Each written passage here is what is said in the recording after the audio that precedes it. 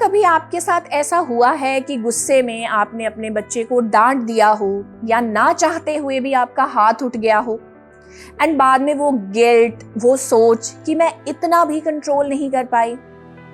मैं आपको बताती हूँ, हम सब इस सिचुएशन से गुजरे हैं, हम सब ने ये फील किया है। आई टोटली अंडरस्टैंड कि कभी कभी गुस्से में हो जाता है, हम एकदम से रिएक्ट कर देते हैं, मैंने भी किया है। बट गिल्ट की बजाय हमें अपने आप को करेक्ट करना है। अगली बार ऐसी सिचुएशन हो तो promise yourself that you will respond mindfully. अब होता क्या है, एक छोटा सा थप्पड़ भी आपके बच्चे के ब्रेन पे बहुत नेगेटिव इम्पैक्ट डालता है। Even a small slap can change the way your child feels about themselves, about you, and about the whole world around them. जब बच्चा मार खाता है ना, उसे सिर्फ दर्द नहीं होता, उसका दिल भी टूट जाता है और सबसे पहला रिएक्शन होता है डर का। और जब वो अपने ही माँ बाप से डरने लगे तो उन्हें दुनिया की सबसे सेफ जगह ही सबसे अनसेफ लगने लगती है। And what actually happens is, बच्चा सोचने लगता है कि मैं ही गलत हूँ, ना कि मैंने गलती की है। और सबसे ज्यादा इम्पैक्ट तब होता है जब उनका ब्रेन लर्निंग मोड की बजाय सर्वाइवल मोड में चला जाता है। या तो वो चिल्लाता है, या चुप हो जाता है, या भाग जाता है।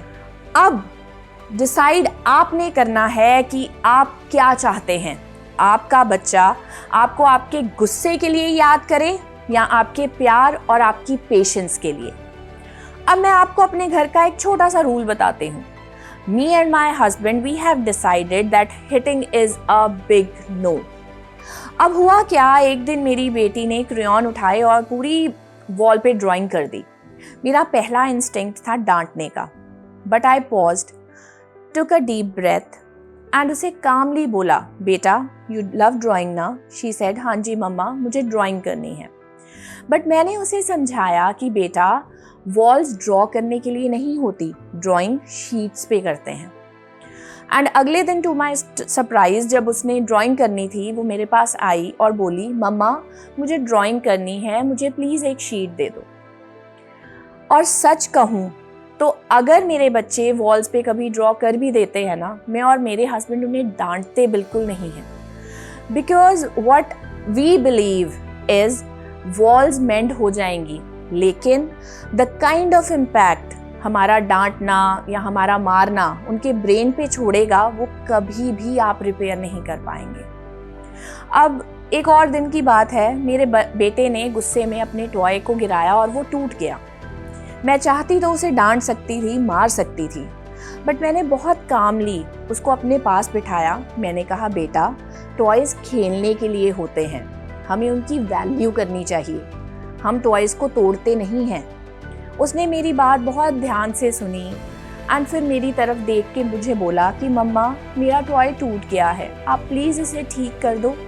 ये इंसिडेंट्स बहुत छोटे थे, बट इन इंसिडेंट्स ने मुझे एक चीज़ तो समझा दी कि जब हम बच्चे को मारते हैं ना तो वो डरते हैं, लेकिन जब हम उनके साथ कनेक्ट करते हैं तो वो हमें समझते हैं। तो नेक्स्ट टाइम बस ये याद रखिए, pause, breathe, connect before you correct.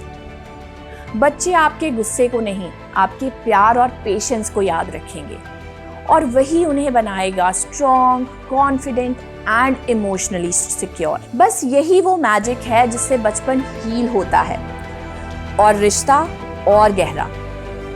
And one thing you should always remember कि आज का छोटा सा पॉज, एक छोटी सी समझ, एक हल्की सी स्माइल, ये सब उनके लिए कंफर्ट नहीं है, ये उनके फ्यूचर के फाउंडेशन स्टोन्स हैं। कल जब वो बड़े होंगे ना, आपका प्यार और पेशेंस उनके हर डिसीजन, हर रिलेशनशिप और हर इमोशन में उनको गाइड करेगा।